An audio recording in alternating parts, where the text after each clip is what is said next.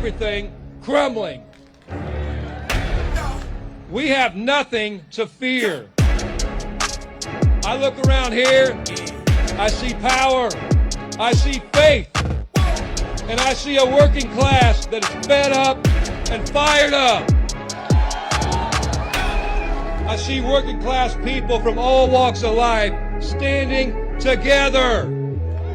You all know what we need to do, and now the whole world knows what we need to do. When they tell us to sit down, we stand up.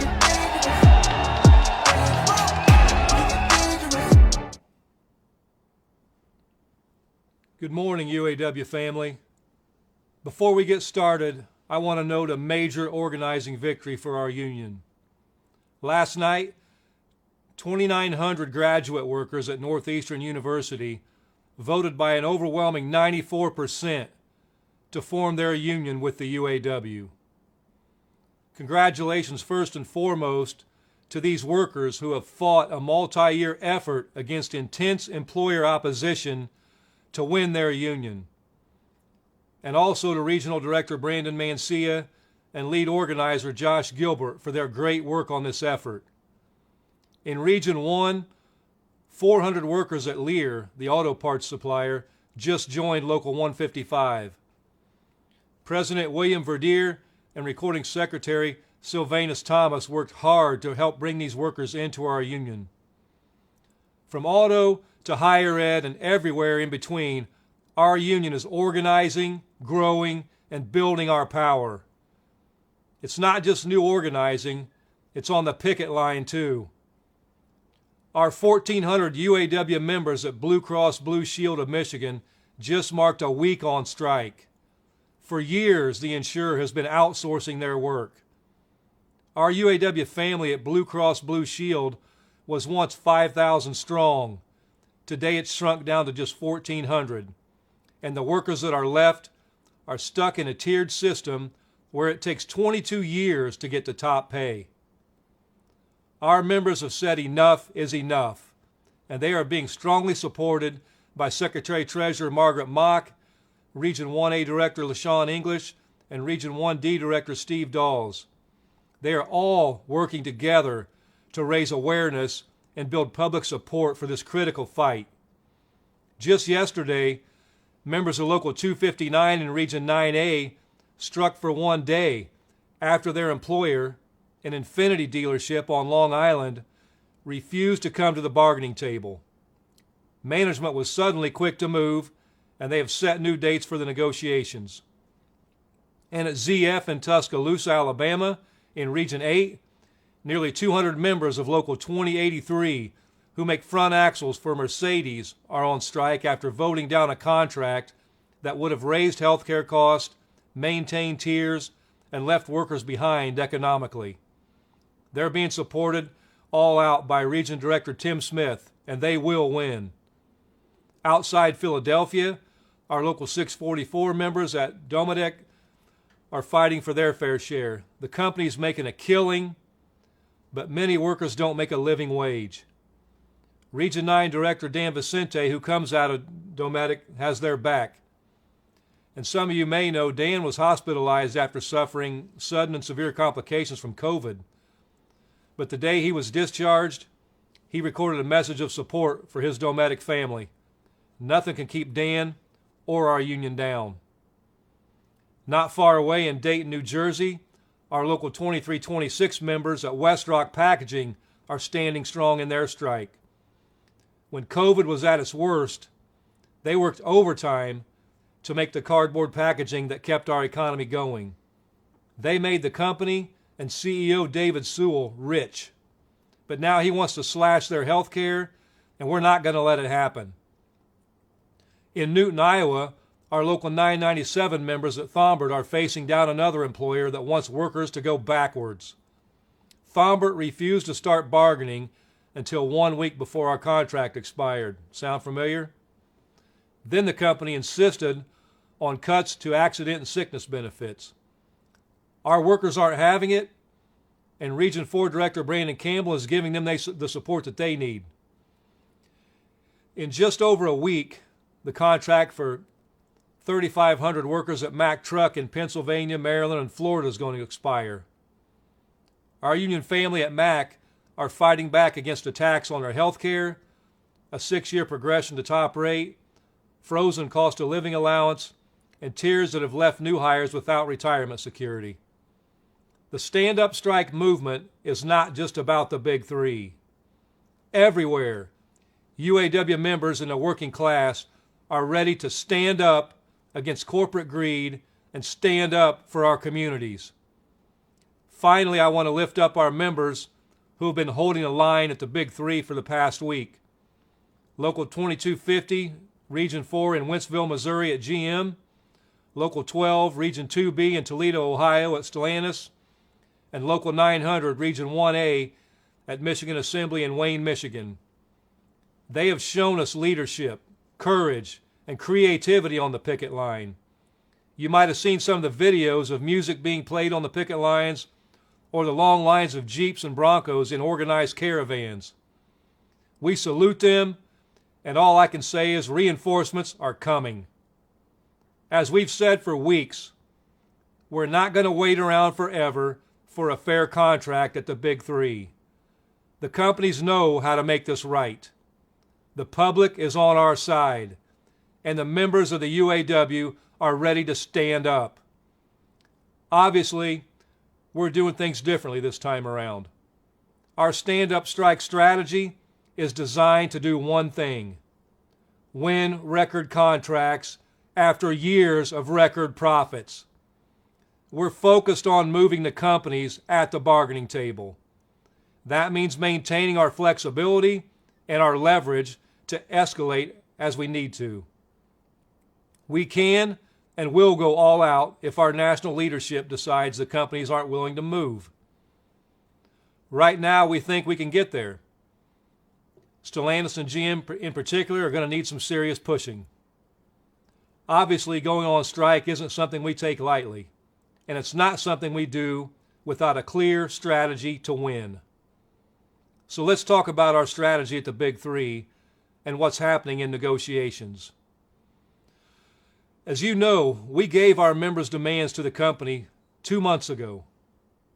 They wasted over a month failing to respond. And there has been some movement. And particularly this last week, we've made some real progress at Ford. We're not there yet, but I want you to see the direction that Ford is going and what we think that means for our contract fight.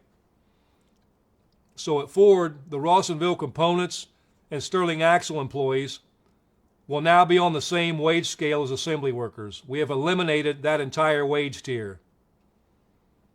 We've also officially reinstated the cost of living allowance that was suspended in 2009. UAW family, that's important because many people said this couldn't be done, and we just did it. We've also won, for the first time in our history, the right to strike over plant closures during the life of our agreement. I don't have to tell you that this is an important victory in our fight to save our jobs, keep families together, and keep our communities from being gutted. Also at Ford, we've won additional job security for our members in the event of layoff. If that happens, our members, including temporary workers, will now receive income security for up to 2 years with health care. We have moved Ford off of their concessionary formula to cut profit sharing and instead want an enhanced profit sharing formula that would have resulted in a 13.3% increase for average employee in payouts last year. We've won the immediate conversion of all current temps, and all temps will have profit sharing after 90 days service at Ford. And there are no concessions on the table. All that represents serious movement on tiers, on cost of living, on pay, and on job security. But to be clear, we're not done at Ford. We still have serious issues to work through, but we do want to recognize that Ford is showing that they're serious about reaching a deal. At GM and Stellantis, it's a different story. We have won a serious victory at CCA and GMCH, and we have killed those wage tiers. Those workers will now be on the same wage scale as assembly workers. Their first offer was a 0% raise for those workers. But without cost of living allowance, without strong job security, those gains aren't protected. Both companies are still offering a deficient cost of living allowance that is projected to provide 0 increases over the next 4 years. Both of those companies have rejected all of our job security proposals. Both GM and Stellantis have rejected our profit-sharing proposals. And both companies have rejected our proposals to convert temps. So today, at noon Eastern Time, all of the parts distribution facilities at General Motors and Stellantis are being called to stand up and strike. We will be striking 38 locations across 20 states, across all 9 regions of the UAW. At General Motors, we call on the CCAs at Pontiac, Willow Run, Ypsilanti, Davison Road, Flint, Lansing, Cincinnati, Denver, Hudson, Wisconsin, Chicago, Reno, Rancho Cucamonga, Fort Worth, Martinsburg, Jackson, Charlotte, Memphis, and Philadelphia to stand up and go on strike. At Stellantis, we call on the parts distribution centers at Marysville, Centerline Packaging, Centerline Warehouse, Sherwood, Warren Parts, Quality Engineering Center, Romulus, Cleveland, Milwaukee, Minneapolis, Denver, Chicago, Los Angeles, Portland, Atlanta, Winchester, Orlando, Dallas, New York, and Boston to stand up and go on strike. The plants that are already on strike will remain on strike. That's Local 2250 at GM Wentzville, Local 900 Ford Michigan Assembly, and Local 12 at Stellantis Toledo Assembly. We invite and encourage everyone who supports our cause to join us on the picket line, from our friends and families all the way up to the President of the United States. We invite you to join us in our fight. The way you can help is to build our movement and show the companies that the public stands with us and stands with our elected national negotiators. As promised, we're expecting to stand up strike in response to the lack of progress in bargaining with General Motors and Stellantis. We will shut down parts distribution until those two companies come to their senses and come to the table with a serious offer. The members who will join the stand-up strike today are living testament to one of the injustices we are fighting against at the Big Three: tiers. At Stellantis and GM, under the current MOPAR and CCA structures, workers at parts distribution centers are permanently stuck on a lower wage scale. For workers hired after 2015, top pay maxes out at just $25 an hour, and it takes 8 years to get there. GM has offered to bring those workers into an assembly wage scale, but without cost of living and job security like we've won at Ford, those members are still at serious risk. This week, the president of GM wrote an op-ed talking about how supposedly great the wages are for 85% of their workers. We fight for 100% of our members, and we are committed to ending tiers across the board. That's just one of our core issues that we're still fighting for as we continue our stand-up strike. So at noon Eastern today, all parts distribution centers at General Motors and Stellantis will be on strike. This will impact these two companies' repairs operations, and our message to the consumer is simple. The way to fix the frustrating customer experience is for the companies to end price gouging. Invest these record profits into stable jobs and sustainable wages and benefits. It's that simple. This expansion will also take our fight nationwide.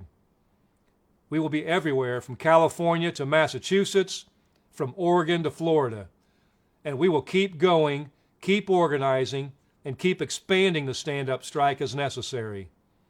Across the country, people are going to know that the UAW is ready to stand up for our communities and ready to stand up against corporate greed.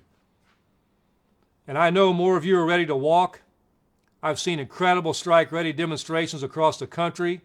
Local 551 and Local 862, we see you. Spring Hill, I know you're ready to go. And Kokomo, stand ready. Stick with us and be prepared. I've also heard of the members standing strong on the job. Remember, it's your right to refuse voluntary overtime.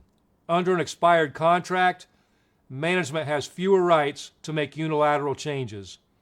If you see something being changed in your workplace without bargaining, please head to uaw.org/standup and report it. You are our eyes and ears. Our greatest protection we have is each other, and we won't let the big three break the law. Finally, I want to remind all of you of one thing. The world is watching, and the people are on our side. We've seen poll after poll come out saying the American people support what we are doing. In fact, polls say support for our strike is growing.